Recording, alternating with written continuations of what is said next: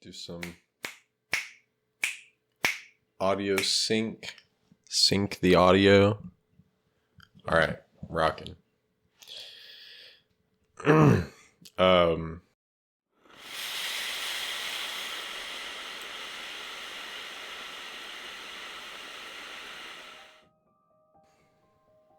Hey, it's been a while. like 4 months actually. Actually now more like 5 or 6. So sorry for the wait, but from the bottom of my heart, thank you so much for watching the first 2 videos and leaving kind comments. It makes me really happy. I really like making these. These are really fun, and I hope to make a lot more. So I want to remind you guys, you can find all of Paul's work on Spotify and also Bandcamp. And if you want to support him more directly, if you like his work and want to give him money and stuff, go to the Bandcamp. If you're interested in other things, you can always join the New Albion Discord Society. And if you feel like supporting me in any way, you can look in the description. I've got a link down there. It'll take you to my Ko-fi page where you can buy me a coffee. Well, I mean, you'll just be giving me money, and it's not guaranteed that I'll buy a coffee with it. It's just a way to like give me a tiny bit of cash. It's like a tip jar.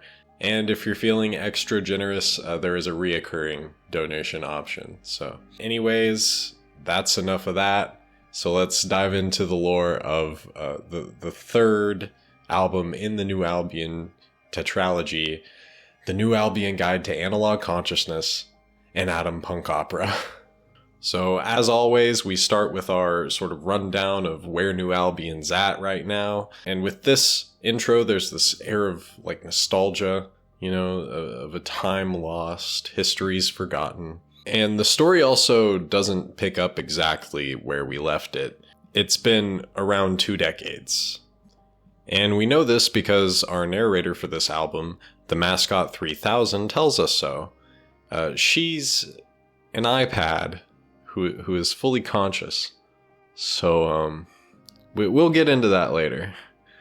Anyways, she informs us that once again the voodoo punks just disappeared, but not before leaving behind a legacy of technological advance. But, you know, as we know all too well, technological advances don't actually correlate to better lives for people.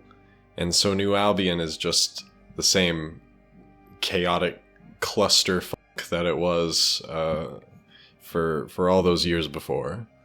It's bad enough that a group of college students are coming together to project like the hologram of a superhero, I guess, to just like give the people of New Albion some hope that there's someone looking out for them to protect them.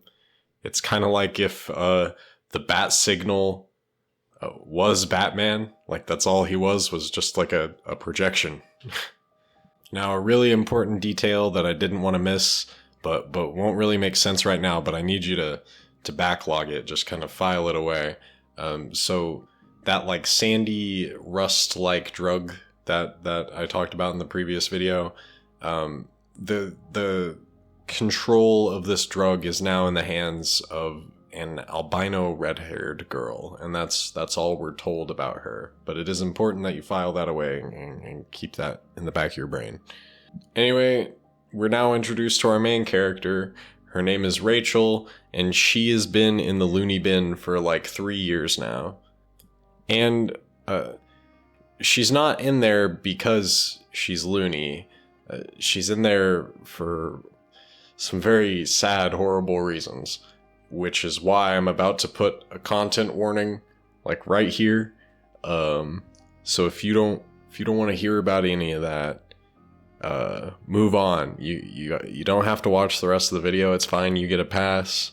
Or I'll put a timestamp, but it is kind of important to the plot of the rest of the... Anyway. So Rachel was orphaned at a pretty young age. We're not told a lot of the specifics on her orphaning. What's the word for that? I don't know. It doesn't matter. So she ends up in this orphanage called Miss Idle's Home for Orphaned Girls. And when Rachel was about 15 years old, she caught the eye of a very old and gross alderman. Now, I had to Google what the hell an alderman was, because I didn't know. But apparently it's just like a word for a high-ranking government official. So this high-ranking government official has fallen for a 15-year-old. Classic. Now, through some very disgusting circumstances, Rachel ends up pregnant with the alderman's child. Now, Rachel wants to keep the baby and give birth and raise it, and the alderman wants her to get an abortion and forget about it. She refuses to get rid of it, and so they do it forcibly. So she starts making accusations about the alderman. The alderman thinks, oh no, that's gonna ruin my reputation. She's actually crazy. She doesn't know what she's talking about. Put her in the asylum. And so they did. Now, remember when I said that Rachel wasn't in the loony bin because she's loony? Well, this might seem to contradict that, but stick with me. She hears a song in her head. Only she can hear it.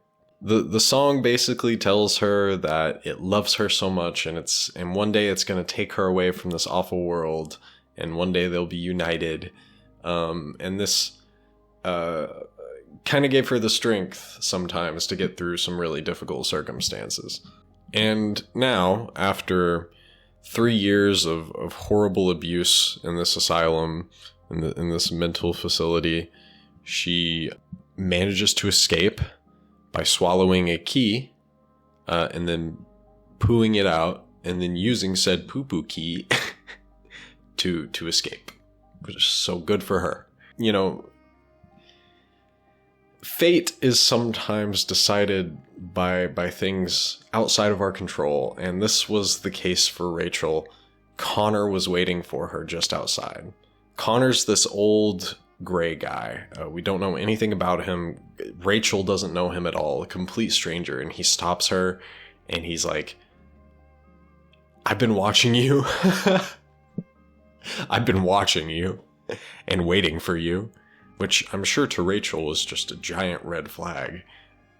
But anyway, he hands her this iPad, who is the Mascot 3000, who is narrating our story. And she just runs off with it and leaves. Which, I mean, like, valid. If some, like, old guy walked up to me and just handed me an iPad and he's like, I've been watching you, I would run off, and I would probably still take the iPad. Now, Rachel is actually off into the real world with, like, no idea how to do anything or where to go, nothing. She's homeless, completely destitute.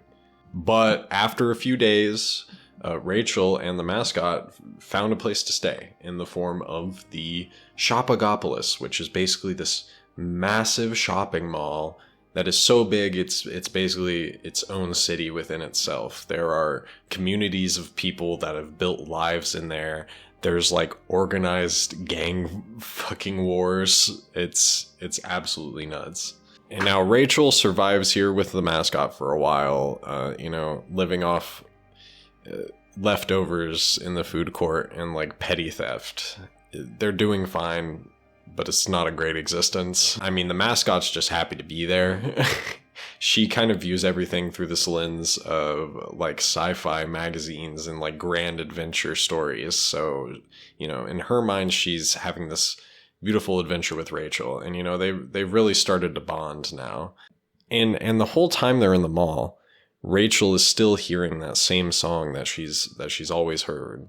It's telling her that it loves her and wants to save her. So the mascot finally, and I don't know why she never mentioned this in any previous time, was like, oh, I can trace the signal of that song. I know where it's coming from. It's coming from this old Arcadia Core facility that was shut down like 2 decades ago. They're living in a food court. What else are you gonna do? And so Rachel's like, yeah, let's go. We're going to this abandoned facility right now. I'm gonna meet this mysterious brain music man. And of course the mascot's just like, okay, adventure. Yeah, let's do it. I mean, even if she didn't want to, it's like you're an iPad. You're getting taken anyway. It's not like you can just like walk away. So Rachel and the mascot show up at this abandoned Arcadia Core facility. And who else is waiting there for them but the creepy old Connor?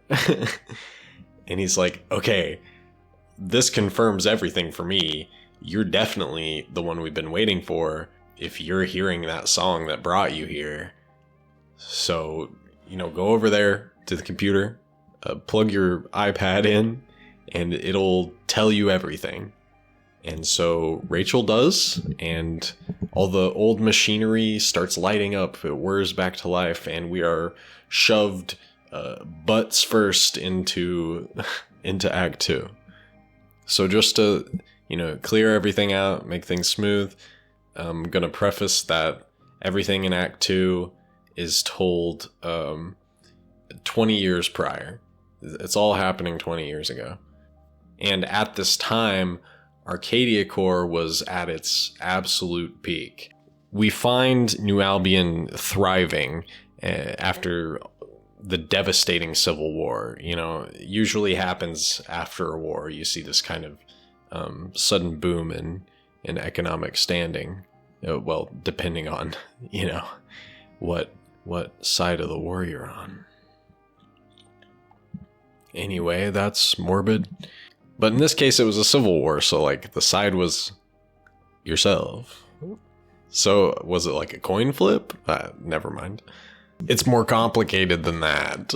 So, the voodoo punks are now once again free to just roam about their streets and get up to their culty cult activities. And because of this, they really start to build a very strong influence in New Albion. They are rising through the ranks, and now they've kind of reunified New Albion in a sense. But this huge leap forward in technological advancements kind of had a weird, mysterious pretense behind it, and it was called Project Elysium. Now, as far as like little plot, like side things, little tidbits, the only information we really get here is that the redhead guy that ran that gang of orphan criminals that delivered mail, you remember that guy? Well, he married the queen of the underground, the albino girl, and they've sort of unified the underground of New Albion. So, in case you wanted to know that. Next, we get some insight into a much younger Connor. He's been in love with a very prominent voodoo punk named Amber. She sort of climbed her way up through the ranks and eventually comes to lead the voodoo punks and Arcadia Core. At some point, her main project became taking babies and fetuses and putting their consciousness into computers, kind of like, well, exactly like the Mascot 3000. Now, this was something that Connor, really ethically opposed, but he stayed in it for his wife. He loves his wife. And that was working out fine for him until Amber got pregnant and decided that she wanted to give that baby to science. And Connor really didn't want that to happen, and she just did it anyway without saying a word. And Connor left. Wouldn't anybody? And despite this complete, utter heartbreak of losing his soulmate, he manages to move on, find love, and now he has a child named Lee. Oh, and Amber also remarried and had a kid. His name is Adrian. And Lee and Adrian are in love. Knowing Paul, this could only go well. So these two kiddos are enthralled not only in a very intense puppy love, but they are also avid voodoo punks. They follow them heart in hand, ready to go, you know? It's now that we learn what Project Elysium really was. Basically, the voodoo punks are trying to open a portal to just walk through and go to Elysium. Elysium being the place that, yes, Jasper in the steampunk opera talked about wanting to go back to, basically heaven. And the voodoo punks think that it's going to be this basically new Eden, right? This paradise. They can build their big culty buildings, their big compounds, and live in a utopia together. Now, during all of this, Connor has also been rising in the ranks. He's kind of climbing his way through the upper crust of New Albion, getting good with, like, politicians and city planners. These influences and connections allow him to cut all funding to the Elysium Project. Project Elysium, I should say. And this leaves Lee and Adrian in absolute turmoil. They were like, man, this world sucks. And like, you know, I wanted to go live in Elysium with my gay lover forever. It would have been freaking great. Which honestly does sound great, so I get why they're pissed. And they're coming up with ways that they could possibly get funding back. Because they know it's Connor, right, that got the funding cut. So what could they do to really, really get his goat and make him restore funding? And that's where they land on this just genius plan, in my opinion. They decide that they're going to pretend like Lee is possessed by spirits and is basically being held hostage to blackmail Connor into restoring funding. And you know what? Connor is so terrified of losing another child that it works, and he restores funding. But not before vowing, once again, that he will take Arcadia Core down. And this time he's really serious about it. And now, with all their funding restored, the voodoo punks are ready to fire up that portal. And boy, do they. And they all walk through, Lee and Adrian included. And then that's it. They're there. They left behind a couple people to like monitor the facility and see how transmigration went. But when these guys call them, instead of being met with, oh yay, it's our new Eden, yay, we're in heaven. No. They're met with blood-curdling screams and shrieks and the sounds of death and destruction. So something obviously went wrong here. And before it could even process for them, or before they could even do anything about it, Connor and a bunch of cops burst in with a warrant to shut the whole thing down. And Connor is just joyed. He's elated at the fact that he has now saved his son. Yeah, he doesn't know his son actually went through the portal. And so when he gets home, he calls out for Lee, and he's not there. And just like that, he lost his other kid. And now, transitioning back to the present time with Rachel and Connor, we kind of get some insight into how these voodoo punks that crossed over into Elysium are living today. And let me just tell you, it really ain't pretty. So, apparently after passing through the portal, most of the voodoo punks were killed by these giant eldritch horrors that they called angels. Apparently they weren't happy to see a bunch of, over-eager hippies encroaching on their turf. And they seem to come in random waves at most times. They just attack, they kill some people, and then they leave. Now, the voodoo punks did try to send people back. They would try to send them through, and they would just kind of vaporize and die. And this whole debacle seemed to anger the angels even more, as each time they tried to send someone through, they would be attacked again. Now, with this lovely backdrop, we meet Lee. His one love, Adrian, who passed through the portal with them, died shortly after. Apparently, they tried to send him through, and he was vaporized. And, Lee tried to distract himself with painting, but he lost his right arm to an angel attack, and now he can't even do that. So this guy's really going through it. Now, the only reason he continues to stick around and tough out his existence is because he goes frequently to Control Room B, sits up against the mic and sings and just broadcasts his song out into space. And it's the very same song that Rachel was hearing. He basically hopes that him sending this song out, Adrian will recognize it and find his way back to Lee, which is so sad. And now back to Rachel. She's standing before this portal. It's a one-way trip, and she steps through with Mascot.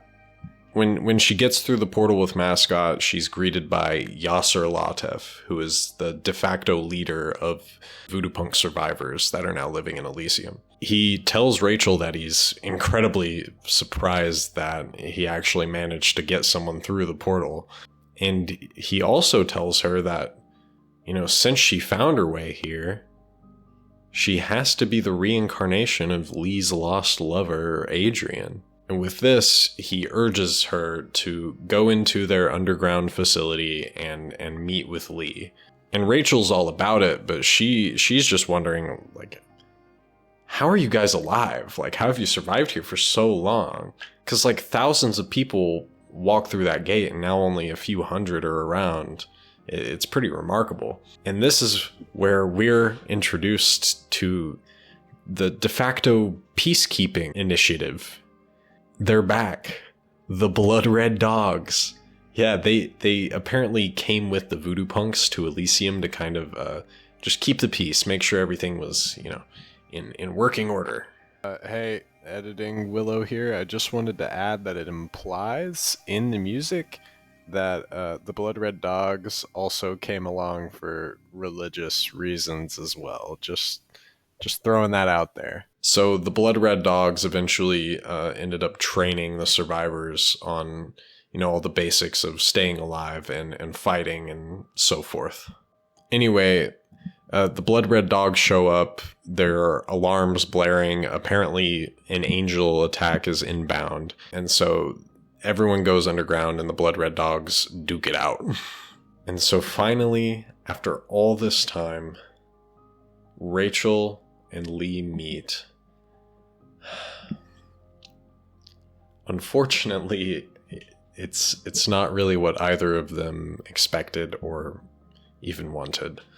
Lee is super distraught to see his once big handsome boyfriend changed in such a dramatic way.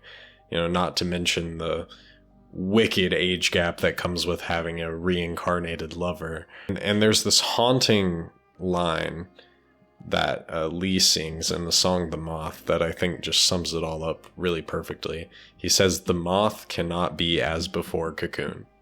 Which, yeah. He tells Rachel that he just can't love her in the way that she wants him to love her. She's not the boy that Lee fell in love with. And she really isn't. And now, imagine how Rachel feels in this situation. The only reason she kept going all these years, the reason she ended up, across a one-way portal into a literal hellscape, and now it's just gone. It wasn't worth it.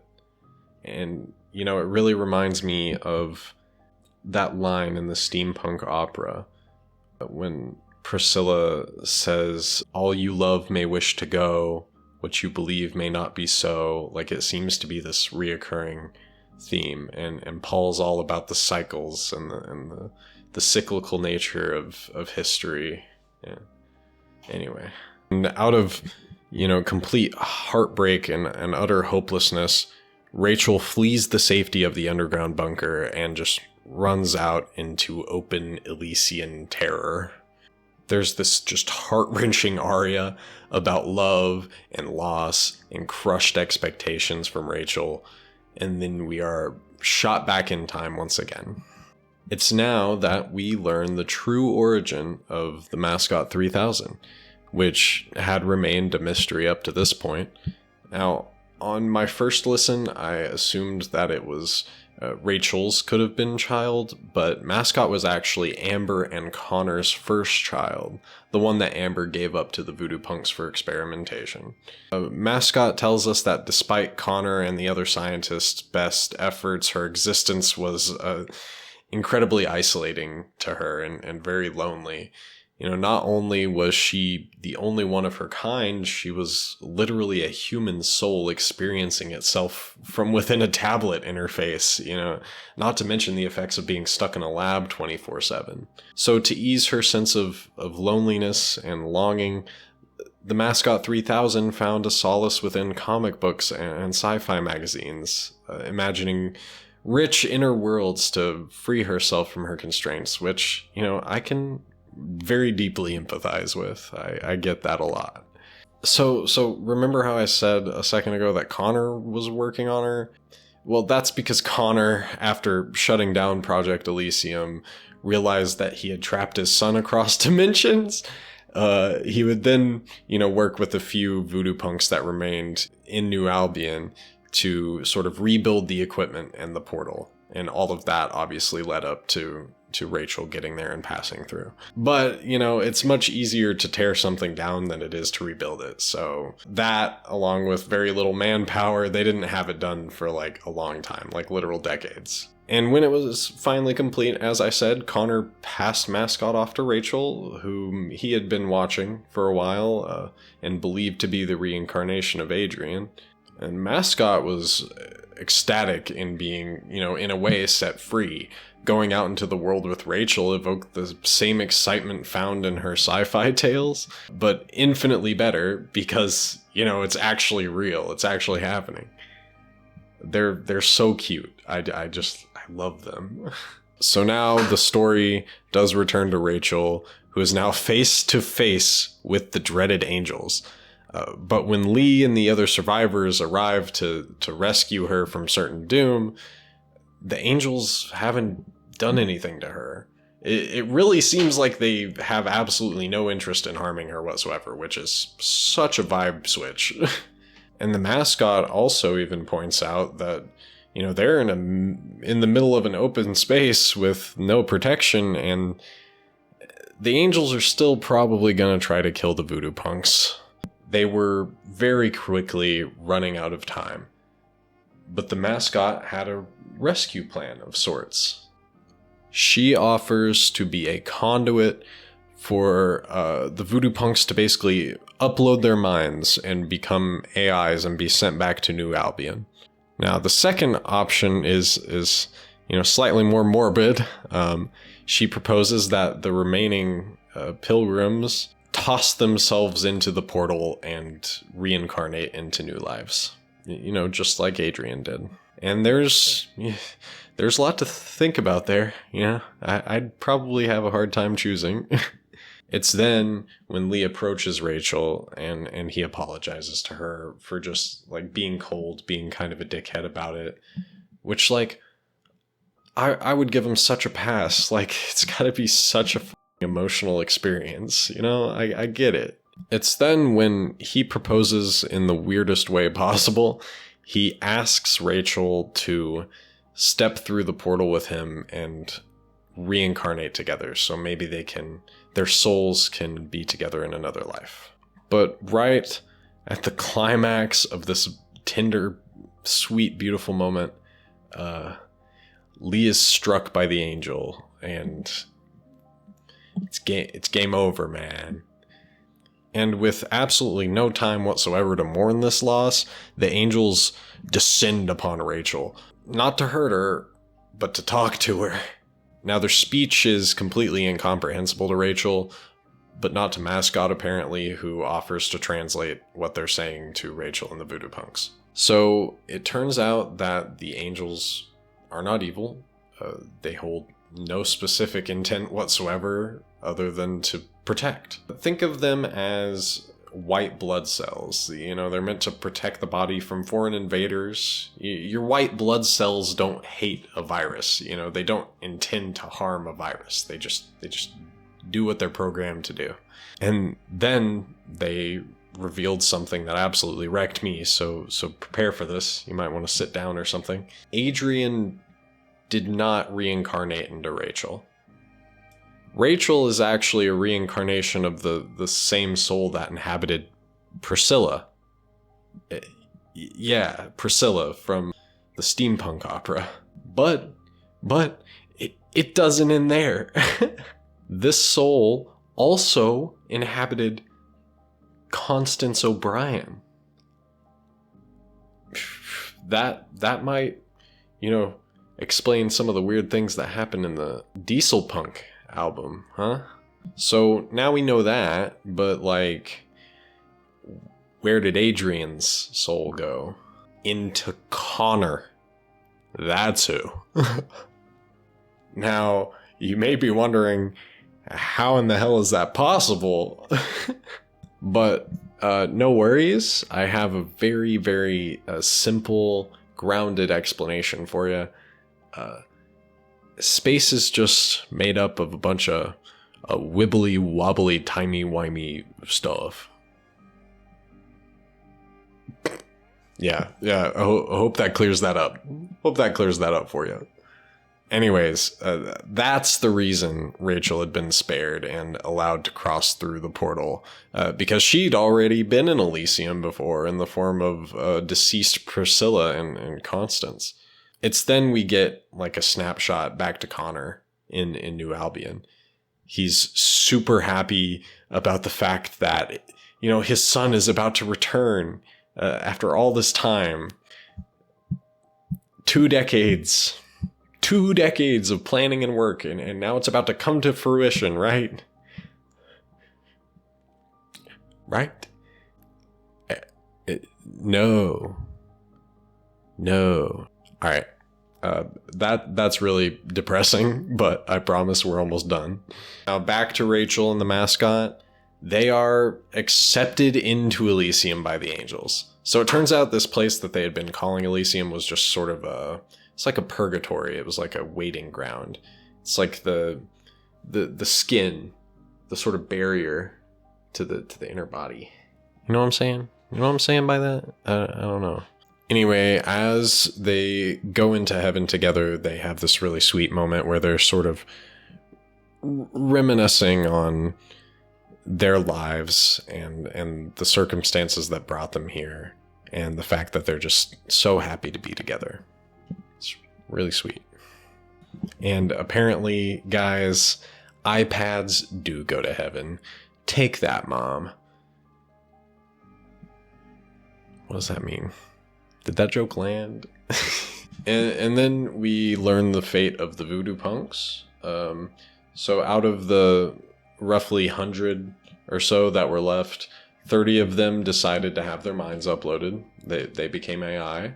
And the rest made the choice to roll the cosmic dice, so to speak, and become reincarnated in another lifetime. And naturally, with all of them sort of scattered to the winds, the voodoo punk religion just fizzles out. Are we going to see it again? I don't know. Probably not. Maybe. Who knows? It's Paul Shapera. So that was the 3rd album in the New Albion tetralogy. This sort of cap on this trilogy within the tetralogy of the steampunk opera, the dieselpunk opera, and the atompunk opera. And next time we're going to be talking about The Room Beneath New Albion, which we get to hear more about the red-haired girl, or the albino red-headed girl, and we get to hear some about the orphan gang leader guy. It's going to be great. I love that album. It's got kind of a noir vibe to it, which I really enjoy. But anyway, if you stuck around, thank you so much for watching. I really do really appreciate it. I love being able to talk about this because I really love these albums. It's really in my top media ever. So yeah, once again, thank you so much. If you liked it, please share it with a friend if you think they would like Paul's work, or just share it with them so they can watch 30 seconds of it and be like, I'm not watching this silly goober talk about their special interest. Anyway, I never really know how to end these. It always feels so awkward. So like, I don't know. Go listen to Paul Shapera. Go like buy me a coffee or something. I don't know. See ya. Bye.